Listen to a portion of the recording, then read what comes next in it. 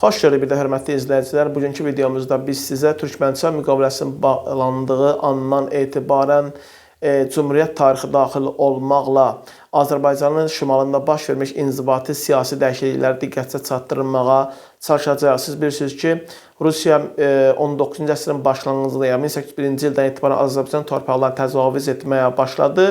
Məhz bu təcavüzün nəticəsi idi ki, məhz 1801-ci ildə manifest verdi. Manifestə görə gördüyünüz məhz Qazax, Şəmşədli, Borsa, Lorov, Həmərki torpağı Rusiyanın, Şərqi Gürcüstan birlikdə Rusiyanın ixtiyarına keçdi və burada ilk olaraq komendant üsul idarəsi yaradıldı. Çünki Rus zabitlərindən ibarət komendantlar təyin olunurdu. Məhz bu idarə üsulu komendant üsul idarəsi adlanırdı. Bu hadisə Azərbaycan torpağının işğalı yolunda ilk addım oldu və ya başlanğıcı idi. Növbəti addım Çar Balakən idi. 1803-4-cü illərdə 2 dəfə məhz Rus qoşuna yer edilib, Anröh ilə Rusiyanın himayəsinə keçib. 1804-cü Gəncə xanlığı işğal olunub. 1805-ci ildə Qarabağ və Şəki Kürəkçay müqaviləsi ilə ona bənzər Şamaxı 1805-ci dekabrında, mayında bunlar imzalamışdı. Dekabrında isə bu imzaladı, onun bənzəri amma Kürəkçay deyildi. 1802-ci ildə isə Quba və Lənkəran Georgiyevskalar Rusiyanın himayəsinə qəbul olmuşdular. 1806-cı ildə Dərbənd və Bakı xanlıqları işğal ləğv olundu, çünki müqavimət göstərənlər ləğv edirdilər. 1810-cu ildə Quba xanlığı ləğv olundu.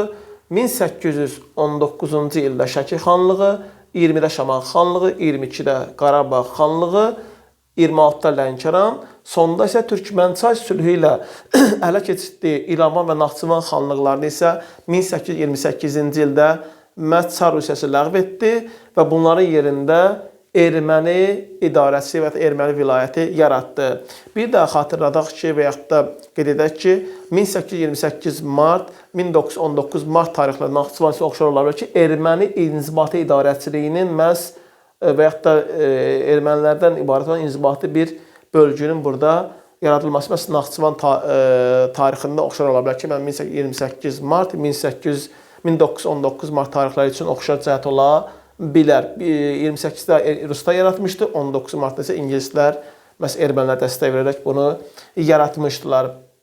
Türkmənçay müqaviləsinin bizim üçün ən ağırlı, 16 maddədən ibarət olan Türkmənçay müqaviləsi 1828 fevralın 10-da 2-ci Rus-Qacar müharibəsi nəticəsində imzalanmışdı. 16 maddədən ibarət idi. Onun ən faciəvi maddəsi 15-ci maddə idi ki, məhz orada 40-50 min civarında erməninin Azərbaycanın şimal torpaqlarına köçürülməsi planlaşdırılırdı və razılaşdırılmışdı ki, həmin əhali Naxçıvan, İrəvan, Qarabağ və Borçaya köçürülməli idi.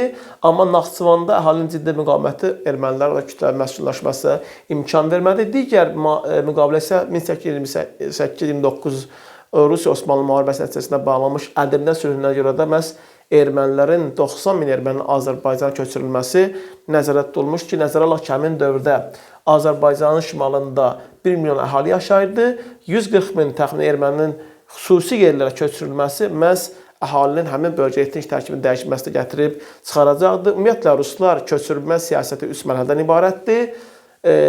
İlk öncə Almanlar Yellendorf və Annanfeldə 1817-18-ci illərdə, 28-29-cu illərdə Qarabağ, İrəvan, Qazax və Naxçıvana planlaşdırılmışdı.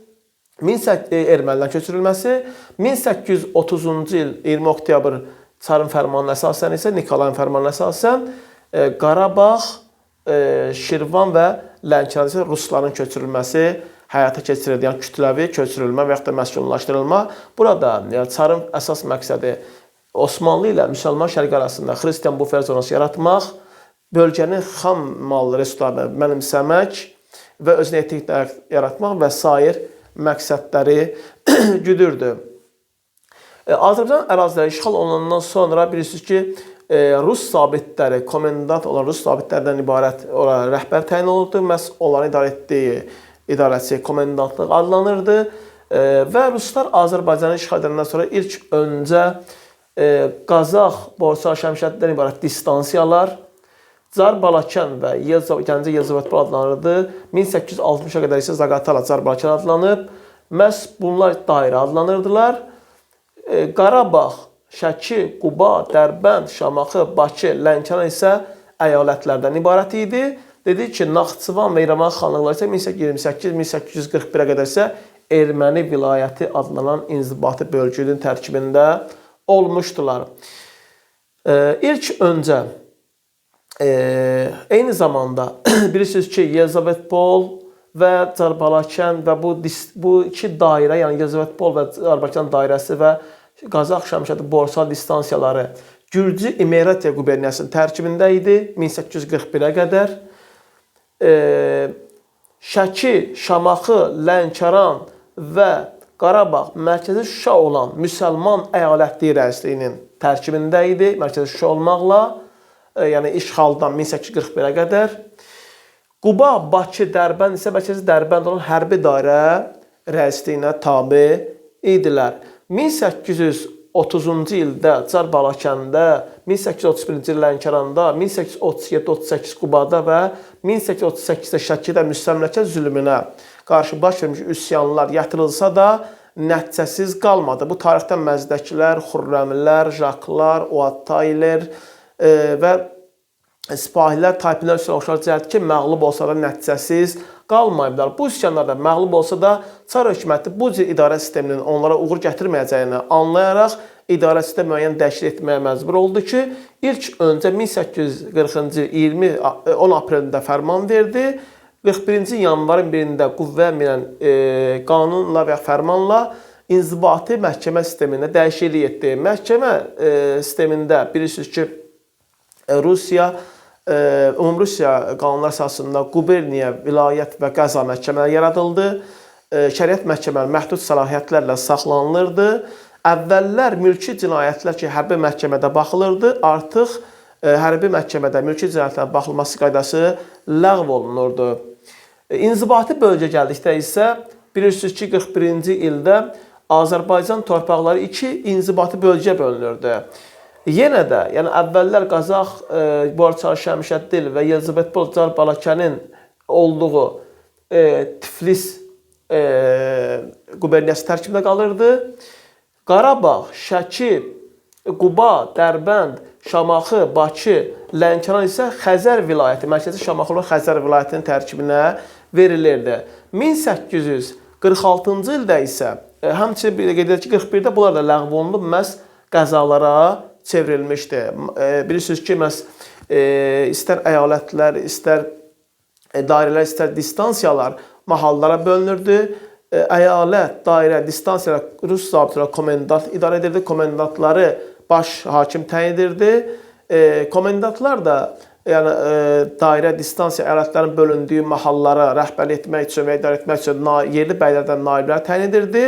Mahallar da kəndlərə bölünürdü ki, onda yüzbaşı və ya kəndxudalar, yerli bəylərdən kəndxudalar idarə edirdilər. Amma 1841-ci ildə inzibati məhkəmə islahatına görə mahal anlayışı ləğv olundu, qəzalar meydana gəldi ki, həmçinin Erməni vilayəti ləğv olundu, İrəvan və Naxçıvan da qəzalara çevrilirdi.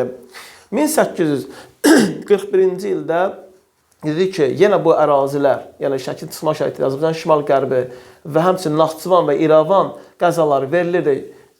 Tiflis və yaxud da Gürcü İmeretiya quberniyasının tərkibində daha doğrusu Şəki, Şuşa, Şamaxı, Quba, Dərbənd, Bakı, Lənkəran isə Xəzər vilayətinə daxil edilirdi ki, mərkəzi Şamaxı olmaqla. 1844-də Cənubi Qafqazda canişinlik yaradılacaq baş hakimlik əvəzinə. Bu siyasi dəyişiklik idi və yaxud da inzibati idarəsi bir dəyişiklik idi. 1846 14 dekabrda reskriptdən 8 gün sonra Azərbaycan ərazisində yeni bir inzibati dəyişiklik baş verdi. Belə ki, Qafqaza 4, Cənubi Qafqaza 4 quberniya, Kutais, Tiflis, Şamaxı və Dərbənd quberniyaları yaradılırdı. Azərbaycanın Yelizavetpol, Çar Balakən, Şəmşəddil, Qazax, Borçalı əraziləri Tiflis quberniyası tərkibinə verilirdi. Quba və Dərbənd quberniyasının tərkibində olurdu. Mərkəzi Şamaxı olan Şamaxı quberniyası yaradılır ki, onun tərkibinə Şəki, Qarabağ, Lənkəran, Bakı qəzaları daxil edilirdi. 1849-da isə yeni bir quberniya yaradılacaqdı ki, İrəvan quberniyası. Bu quberniya Tiflisdən müəyyən və Şamaxı quberniyasında müəyyən alınmış ərazilər hesabına yaradılacaqdır 1849-cu ildə. 1859-da Şamaxıda zəlzələnin baş verməsi səbəbi ilə mərkəz köçürüləcək Bakıya və Bakı quberniyası adlanmağa başlayacaq. Bu da 1192-ci ildə Şirvanşah dövlətinin paytaxtının Bakıya köçürülməsi səbəbi ilə eynidir. 1860-cı ildə isə Dərbənd quberniyası ləğv olunacaq. Onun tərkibində olan Quba qəzası isə Bakı quberniyasına birləşdiriləcəkdir. 1868-ci ildə isə məhz Yelizavetpolda növbəti 3 quberniyanın torpaqlarından, yəni Bakı, İrəvan və Tiflis quberniyanın torpaqlarından hesabına məhz Yelizavetpol quberniyası yaradılacaqdır. Düşə bilər ki, məsələn, 1870-ci il islahatının aid olmadığı ərazi məhz gördüyünüz 1860-cı ildə Carbakənin adı Zaqatala adlandırıldı. Məhz Zaqatalaya aid olmayıb, çünki 1863-cü ildə burada baş verən üsyanlar buranı ziddiyyətli bölgəyə çevirdi və hətta Çar hökuməti bunu bu cür qəbul etdi. Ona görə yeni bir üsyan baş verməməsi üçün, narazılığın qalxmaması üçün 1870-ci kəndli islahatını şamil etmədi. Yalnız 1912-13-cü illər yeni aqrar qanunları məhz bu bölgənin kəndlilərinə şamil edildi. Cumhuriyyət dövrünə gəldikdə isə bilirsiniz ki, Cumhuriyyət dövründə 3 quberniyadan ibarət idi. Zaqatala, Gəncə və Bakı quberniyalarından. 2 ərazimizdə isə general qubernatorluq yaradılmışdı.